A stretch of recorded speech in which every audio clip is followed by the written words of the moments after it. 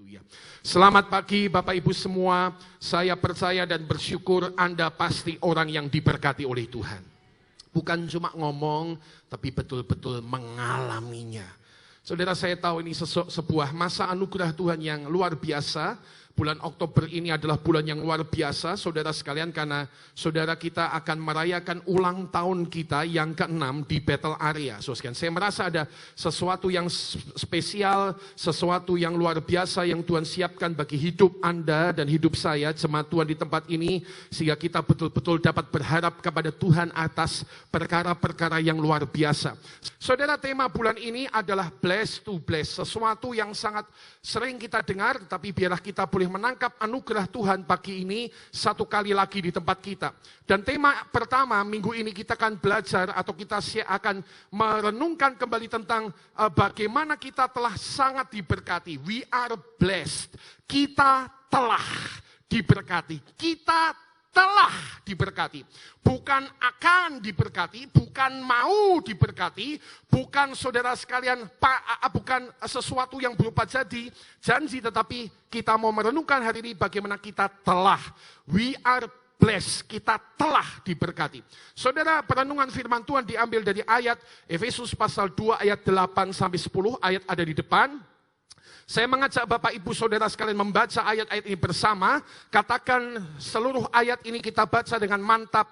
Katakan 2 dan 3. Sekarang, sebab karena kasih karunia kamu diselamatkan oleh iman. Katakan, itu bukan hasil usahamu, tetapi pemberian Allah. Itu bukan hasil pekerjaanmu. Jangan ada orang yang memegahkan diri. Katakan, karena kita ini buatan Allah, diciptakan dalam Kristus Yesus untuk melakukan pekerjaan baik yang dipersiapkan Allah sebelumnya. Ia mau supaya kita hidup di dalamnya. Ia mau supaya kita hidup di dalamnya. Saudara, saya mau berbagi satu renungan sederhana. Saya berdoa buat perenungan hari ini dan Tuhan taruh sebuah iman untuk menyampaikan message sederhana ini. Message atau pesan yang sama sekali mungkin belum pernah Anda dengar. Maksud saya Anda pernah dengar message ini. Tapi izinkan Tuhan Roh Kudus hari ini kembali mengingatkan kita, mengajar kita, saudara sekalian. Bahwa lewat firman Tuhan pagi ini Tuhan mau berkata pada kita bahwa kita sudah diberkati.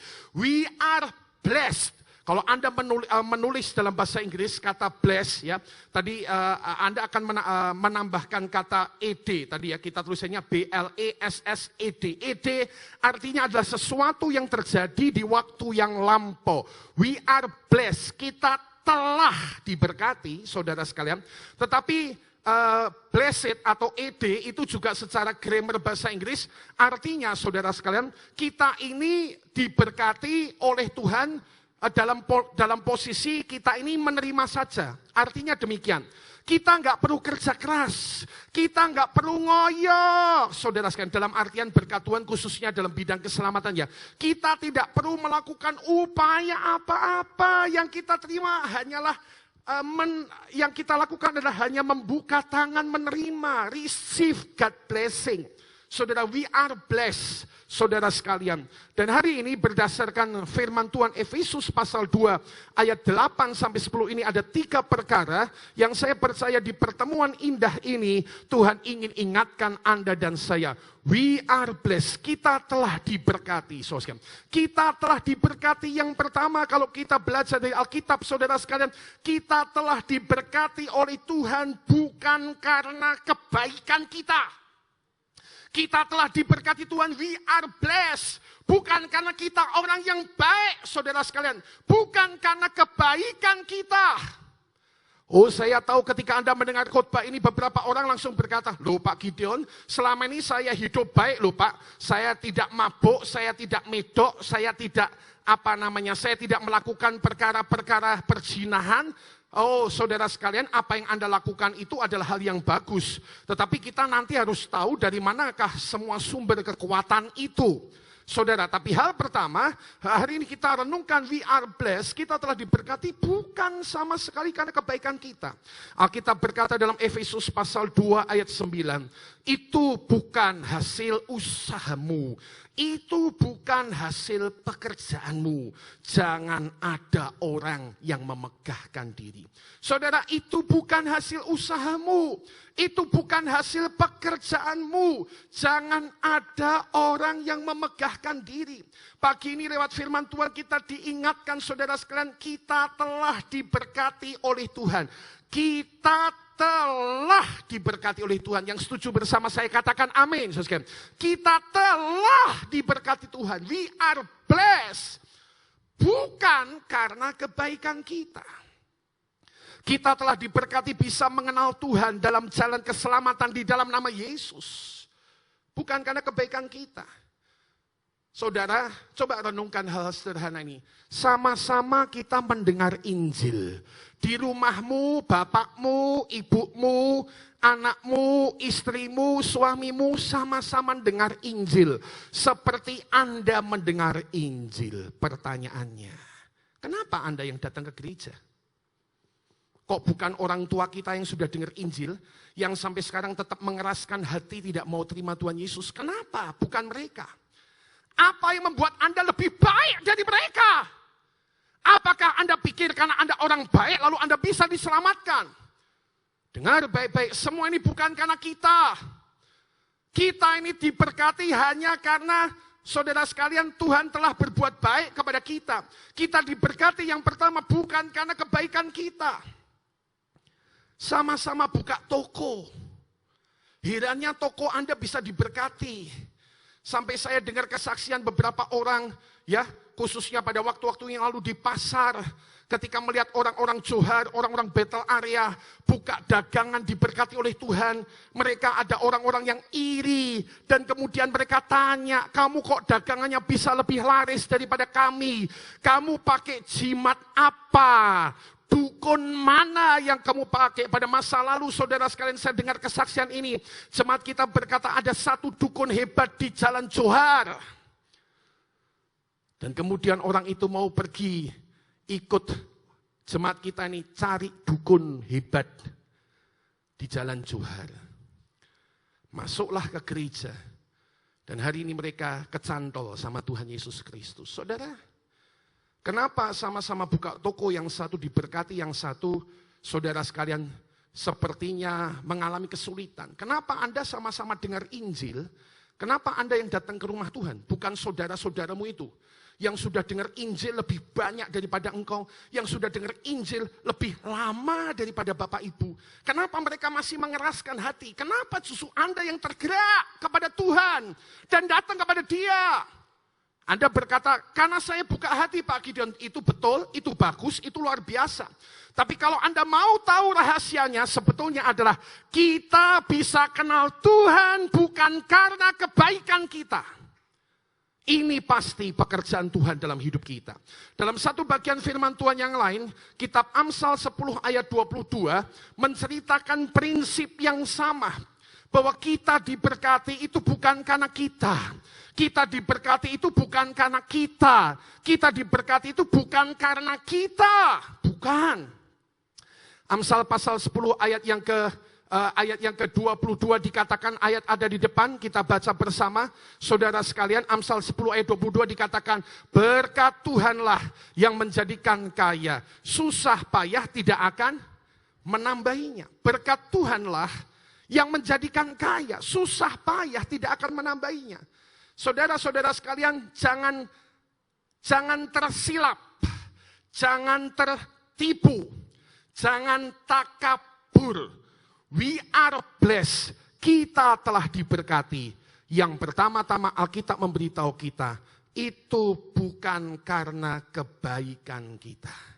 Kita diberkati bukan karena kebaikan kita. Saudara, ketika kita menangkap prinsip ini, maka saya percaya ada satu respon yang perlu kita bangun. Bahwa kalau ini memang bukan karena kebaikan kita, kalau ini bukan karena sama sekali usaha kita, kalau ini bukan karena sama sekali bahwa saudara sekalian kita telah melakukan sesuatu maka kita diberkati. Maka saudara sekalian, respon yang perlu kita bangun adalah respon terus berjalan dalam kerendahan hati di hidup kita. Awal tahun ini Bethel area, kalau Anda ingat bulan Januari, kita dikasih pesan Tuhan khusus tentang kerendahan hati. Battle area jalan dalam kerendahan hati. Pendeta Gideon belajar berjalan dalam kerendahan hati. Kita semua umat Tuhan diajak berjalan dalam kerendahan hati. Awal tahun ini saya ingatkan, 10 bulan yang lalu, bulan Januari, kita mendengarkan 2 kali message tentang kerendahan hati. Kenapa, saudara? Karena inilah respon yang Tuhan sedang cari. Dengar baik-baik, ketika kita terus berjalan dalam kerendahan hati, Alkitab sendiri mengatakan bahwa Tuhan menantang orang congkak tetapi mengasihani orang yang rendah hati. Saudara, bangun ini dalam hidup Anda. We are blessed. Kita telah diberkati. Sebagai sebuah gereja kita sungguh telah diberkati oleh Tuhan. Yang setuju bersama kita katakan amin. Saudara, kita telah diberkati dengan tempat yang baik ini. Saudara, ada banyak kegiatan dari kota kita dibawa ke tempat ini. Nanti Anda tanggal 17, 18, 19 Oktober, Pesparawi seluruh kota Salatiga akan dibawa ke tempat ini. Ratusan orang, bahkan mungkin ribuan orang akan bernyanyi di tempat ini. Paduan suara, saudara dari berbagai gereja akan datang di tempat ini. We are blessed. Kita telah diberkati sebagai sebuah kesempatan pelayanan, sebagai sebuah gereja kita telah diberkati. Tapi kita tahu pasti kita telah diberkati bukan karena kebaikan kita. Itu bukan hasil usahamu. Itu bukan hasil pekerjaanmu. Maka ayat Alkitab berkata dalam Efesus 2 ayat 9 itu. Dikatakan jangan ada orang yang memegahkan diri. Sama sekali jangan ada. Saudara, karena itu hal pertama hari ini kita tangkap dalam anugerah Tuhan. Kita telah diberkati, we are blessed. Sama sekali bukan karena kebaikan kita. Saudara, yang kedua saya ingin berbagi dengan sangat sederhana. We are blessed. Kita telah diberkati oleh Tuhan. We are blessed. We are blessed because, saudara sekalian, karena anugerah Tuhan. Ini renungan kedua dari firman Tuhan yang sangat sederhana tapi penting. We are blessed because kita diberkati karena anugerah Tuhan. Kita telah diberkati karena anugerah Tuhan. Ayat 8 firman Tuhan berkata, ayo kita baca bersama-sama saudara ayat yang ada di depan. Bacakan sekarang bersama. 2 dan 3, katakan. Sebab kamu diselamatkan.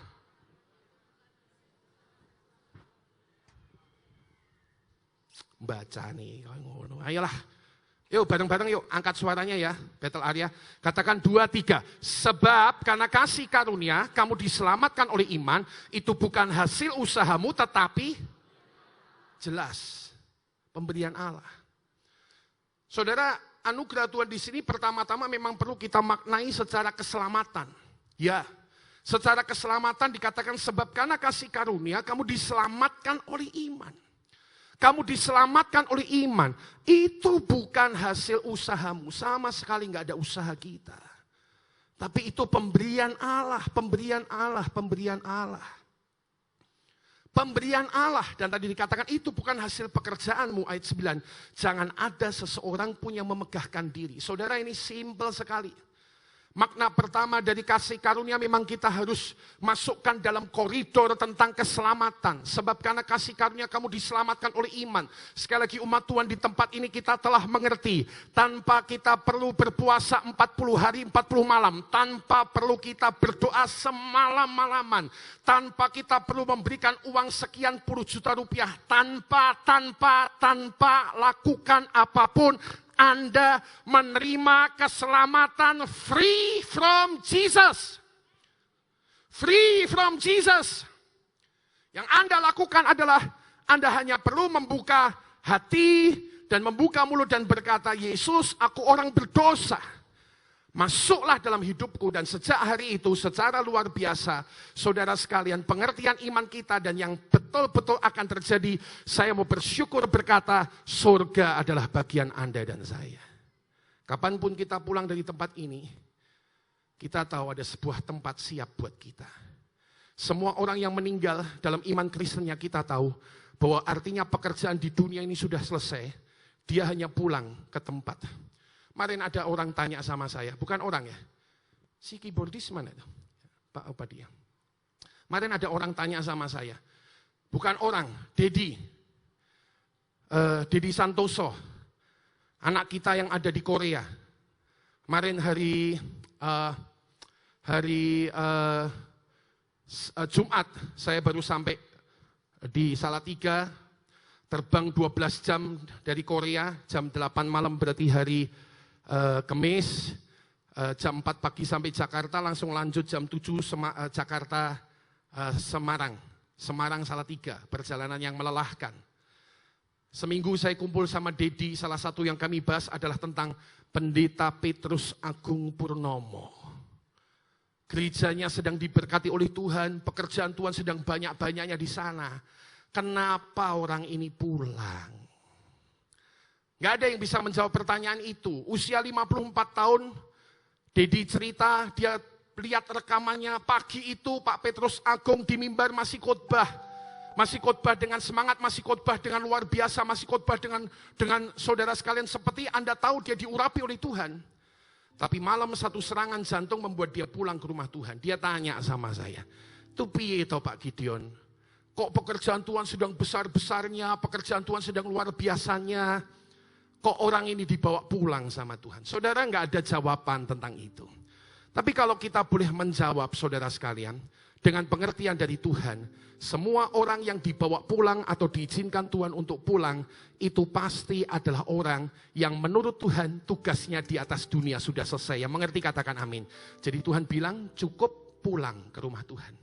Dan dalam anugerah Tuhan sekali lagi Alkitab berkata bahwa kepulangan kita bukan kepulangan yang sia-sia. Kepulangan kita bukan kepulangan yang menakutkan. Kepulangan kita bukan kepulangan saudara sekalian yang apa ya, yang harusnya membuat kita takut. Saya pernah dengar seorang seorang ini yang teori evolusi itu siapa itu? Darwin. Darwin itu di akhir hidupnya bertobat loh, kan? Bertobat. Jadi waktu dia sakit keras, hampir mati, Darwin itu, teori evolusi manusia berasal dari kera. Dia kemudian merasa berbeban sekali dan dia ketakutan sekali menghadapi kematiannya. Dia ketakutan sekali, dia takut sekali. Dia berkata, "Aku telah salah mengeluarkan teori evolusi. Jadi sekarang aku nggak tahu di ujung akhir kematianku. Sementara aku menghadapi napas terakhir, aku nggak tahu apa yang harus kulakukan." Darwin dalam sejarahnya dicatat menghadapi kematiannya dengan ketakutan. Sampai dia akhirnya bilang, "Panggilkan seorang pendeta." Seorang hamba Tuhan datang dan kemudian membimbing Darwin dalam pertobatan. Minta ampun atas dosa-dosa, minta ampun atas kesalahan. Ini yang seringkali tidak diketahui oleh orang-orang itu. Dan akhirnya Darwin di ujung akhir hidupnya, sementara dia meninggal, tiba-tiba matanya dibukakan sama Tuhan. Dia melihat sebuah jalan yang lurus, yang indah, menuju ke sebuah tempat yang bernama surga. Dan ketika dia lihat tempat itu tepat di detik akhir hidupnya, dia berkata, "Aku siap pulang." Saudara sekalian, kenapa saya menceritakan perkara ini kepada Anda? Saudara, sungguh dalam anugerah Tuhan, hidup kita di masa depan setelah kita pulang dari tempat ini, ya hidup kita sudah dijamin oleh Tuhan. Yang setuju dan mengerti katakan amin. Dan Alkitab berkata, sebab karena kasih karunia kamu diselamatkan oleh iman, itu bukan hasil usahamu tetapi pemberian Allah. Saudara sekalian, kasih karunia pertama memang harus dipandang dari kotak sudut keselamatan. Tapi yang kedua, kasih karunia yang lain, saudara sekalian, harus kita lihat dari keseluruhan hidup kita. Harus kita pandang dari seluruh perspektif hidup kita. Saudara-saudara sekalian, kita akan terus menerima kasih karunia. Artinya kemurahan yang tidak layak untuk kita terima. Saudara sekalian, dan itu terjadi bukan karena kebaikan kita. Itu terjadi karena sungguh anugerah Tuhan dalam hidup kita. Besar anugerah-Mu, melimpah kasih-Mu, semakin hari semakin bertambah besar Jemaat Betel Area pagi, mari mengucap syukur pada Tuhan. Katakan besar, besar, melimpah, kudus, kasih-Mu, semakin hari semakin bertambah besar anugerah-Mu. anugerah-Mu, kasih karunia Tuhan. Saudara dengar baik-baik, pagi ini saya ngomong pelan tapi saya mau tanam dalam-dalam. Kasih karunia Tuhan akan ditunjukkan dalam hidup Anda, bukan hanya masalah keselamatan, tapi seluruh segi hidupmu Dia mau curahkan kasih karunia-Nya. Yang menangkap katakan amin. Seluruh segi hidup Anda. Saudara-saudara sekalian, Alkitab berkata bahwa kalau bukan kasih karunia Tuhan, gak bisa kita menikmati banyak perkara hebat. Mazmur 127 ayat pertama, ayat kebetulan sudah saya siapkan di depan. Saudara sekalian, kalau Anda lihat bagian firman Tuhan dikatakan, nyanyian siarah Salomo, Mazmur 127. Satu kata ini aja penting, nyanyian siarah Salomo. Tolong direnungkan, siapa Salomo? Salomo orang pintar, Salomo orang berhikmat. Alkitab berkata, setelah Salomo dan sebelum Salomo tidak akan ada orang seperti Salomo. Salomo orang cerdas, Salomo orang bijaksana, Salomo orang pintar. Nah, orang pintar, cerdas, bijaksana ini nulis sebuah nyanyian. Nyanyian siarah Salomo. Nyanyian siarah artinya adalah sebuah nyanyian yang ditulis berdasarkan, saudara sekalian, pengalaman-pengalaman yang ada di masa lalu. Kata siarah itu menunjukkan sebuah hal yang ada di masa lalu yang kemudian dinapak tilas. Siarah kata lain adalah napak tilas. Kalau Anda pergi ke Israel itu namanya perjalanan siarah. Perjalanan napak tilas. Ya, mengikuti langkah-langkah Yesus lagi. Nah, orang pintar ini napak tilas. Orang pintar ini melihat ke belakang. Orang pintar ini dalam pimpinan Tuhan jauh melihat ke belakang dan membuat sebuah konklusi atau kesimpulan yang bunyinya adalah demikian. Baca bersama dari kata jikalau. Mari 2 dan 3. Jikalau bukan Tuhan yang membangun rumah, sia-sialah usaha orang yang membangunnya. Jikalau bukan Tuhan yang mengawal kota, sia-sialah pengawal berjaga-jaga. Jikalau bukan Tuhan. Artinya saudara sekalian dari ayat ini, Salomo dalam pemimpinan Tuhan menulis bahwa saudara sekalian, semua saudara itu betul datang dalam anugerah Tuhan. Yang menangkap katakan amin, saudara sekalian. Semua datang dalam anugerah Tuhan, kalau bukan Tuhan tidak bisa. Saya mendalami makna ayat ini sekali lagi di hidup saya tahun 2010. Dengar baik-baik, saya pengen saksi. Tahun 2010, setelah sekian tahun menikah, Ibu Liana pengen kami bangun rumah.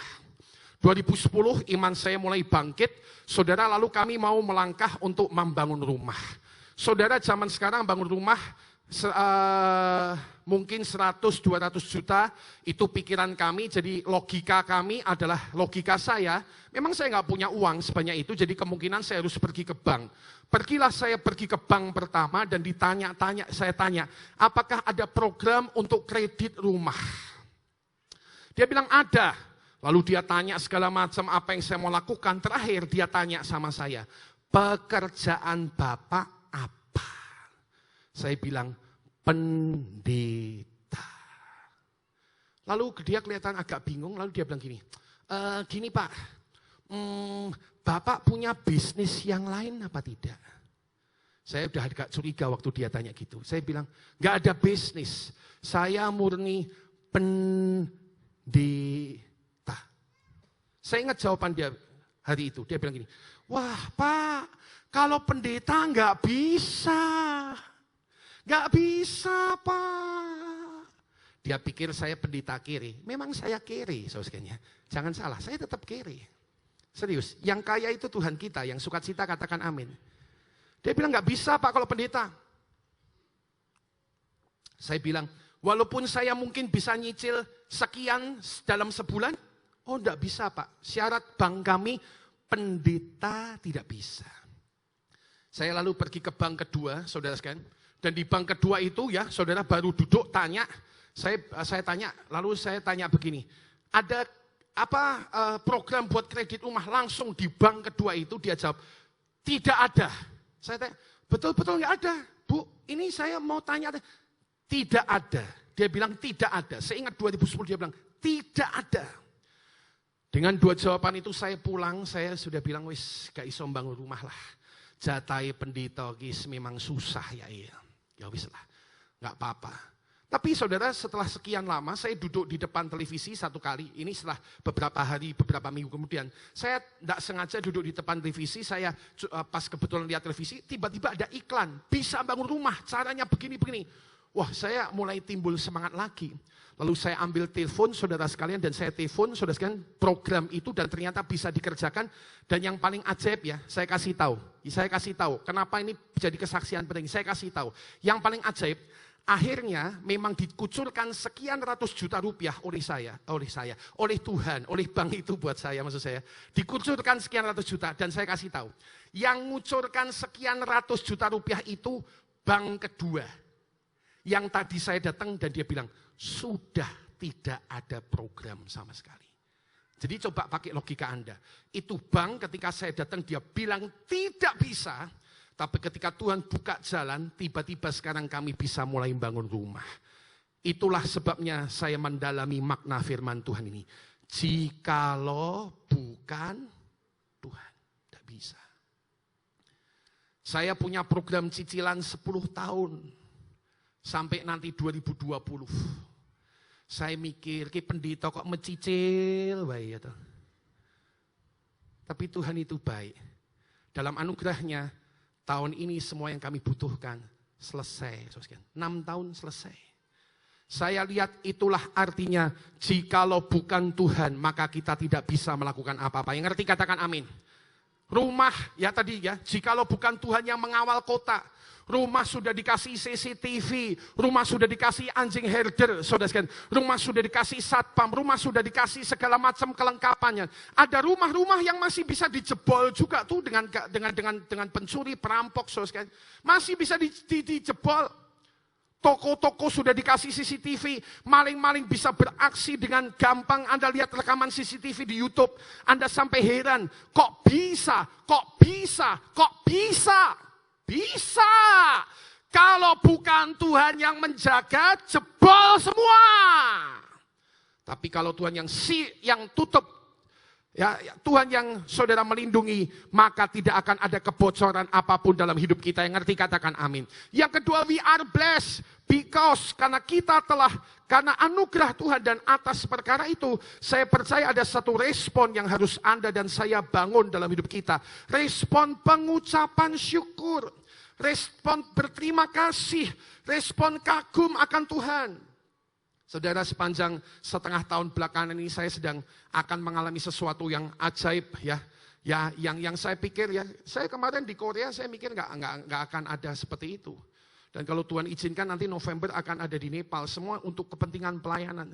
Minggu ketiga saya berangkat ke Jambi, minggu keempat Desember kedua akan ke Kalimantan. Ada banyak pintu-pintu yang sepertinya dibukakan, kagum saja. Ya, saudara sekalian, dan saya belajar kenapa perkara itu ada. Ya, kita diberkati karena semua datang dari anugerah Tuhan. Yang terakhir, saudara, kenapa kita diberkati? We are blessed. Why? Kenapa kita diberkati? Jawaban sederhananya adalah untuk menjadi berkat selalu ke arah sana. Saudara, Alkitab berkata dalam Efesus 2 ayat 10. Mari coba kita lihat bacaan kita. Efesus 2 ayat 10 dikatakan, ya, karena kita ini buatan Allah, diciptakan dalam Kristus Yesus untuk melakukan pekerjaan baik yang dipersiapkan Allah sebelumnya. Ia mau supaya kita hidup di dalamnya. Tuhan Yesus mau supaya kita hidup di dalamnya. Saudara sekalian, kita buatan Allah diciptakan dalam Kristus Yesus untuk melakukan pekerjaan baik. Saudara sekalian, tidak pernah rencana Tuhan memberkati kita hanya mandek pada kita. Selalu pikiran Tuhan diberkati untuk selalu memberkati yang lain. Yang setuju katakan amin. Inilah jatah kita dalam iman yang kita punya, ya, sebagai keturunan Abraham secara rohani. Saudara sekalian, dalam berkat Abraham, Tuhan sudah berkata, kamu akan kubuat namamu masyhur, kamu akan kuberkati, kamu akan pergi ke negeri yang tidak akan kamu kenal, tetapi negeri itu akan kuberikan kepada engkau. Dikatakan olehmu, semua keturunan di muka bumi akan mendapat berkat. Saudara, itu selalu jadi target Tuhan. Jadi kalau pagi ini Anda masih hidup dan hanya berhenti berpikir tentang aku, tentang diriku, tentang kami, tentang keluarga saya, dan berhenti di lingkaran itu, mohon izin mengatakan Anda salah menjalani hidup. Makanya nggak heran Tuhan nggak bisa percayakan lebih banyak dalam hidup Anda. Saudara, saya tahu ini perjuangan kita. Untuk terus keluar dari bentuk-bentuk keegoisan kita. Untuk terus keluar dari kepentingan-kepentingan diri sendiri. Untuk keluar dan menjadi berkat, saudara sekalian. Satu respon berdasarkan ayat ini saya percaya adalah kita perlu punya respon siap jadi berkat. Bulan ini, saudara sekalian, bulan ini adalah bulannya. Tuhan sedang mau menjadikan Anda dan saya berkat lebih lagi buat kota Salatiga. Dan jangan lupa, saya ingatkan Anda tentang Nepal. Akhir bulan ini kita berdoa, kita punya kesempatan mengirim 50 juta rupiah bagi Nepal untuk pembelian tanah dari gereja yang ada di sana. Saudara sekalian, saya tidak bicara tentang sekedar uang. Ada banyak kesempatan memberkati. Doamu adalah kesempatan yang pertama untuk memberkati, saudara sekalian. Doa-doa kita ada kesempatan pertama memberkati. Mari terus mengembangkan diri kita. We are blessed. Kita telah diberkati dengan pengertian yang ketiga. Selalu untuk menjadi berkat. Saudara, saya mau tutup khotbah hari ini. Saya cuma mau antar Anda ke satu titik pagi ini. Siap ya, perjalanan kita terakhir. Saya mau antar Anda ke satu titik terakhir. Dengar baik-baik. Anda akan lihat bagaimana hari ini dan hari-hari ke depan Tuhan sungguh akan melimpahi Anda dengan semua perkara yang paling baik. Dengar di dalam nama Yesus. Ketika kemarin saya ada di Korea, satu lagu saya dengar dan dijadikan Tuhan sebuah rema di hati saya. Habis ini selesai firman Tuhan, saya ingin setel lagu itu buat Anda. Lagu itu bilang, I am amazed by you. Aku kagum, aku dibuat kagum sama Engkau Tuhan. Aku dibuat kagum sama Engkau oleh Tuhan. Aku dibuat kagum oleh Engkau karena kasih-Mu kepadaku. Dan saya berdoa sementara Anda mendengar lagu ini, sementara Anda merenungkan lagu ini, sementara Anda menikmati lagu ini, sebelum Anda mempersiapkan diri untuk perjamuan kudus. Sementara lagu ini diputar, para petugas perjamuan kudus boleh maju dan juga siapkan hati Anda. Biarlah Tuhan menjamah hidup Anda. Biarlah hidup Anda. We are blessed supaya kami menjadi berkat Tuhan. Kami hari ini mau kagum kepada Engkau dan memang itulah seharusnya. We are amazed by you, Lord.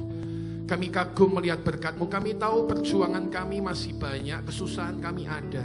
Tapi nyatanya sampai hari ini kami tetap berdiri sebagaimana kami berdiri. Dan kami berdiri dalam anugerah-Mu, kami berdiri dalam kekuatan-Mu.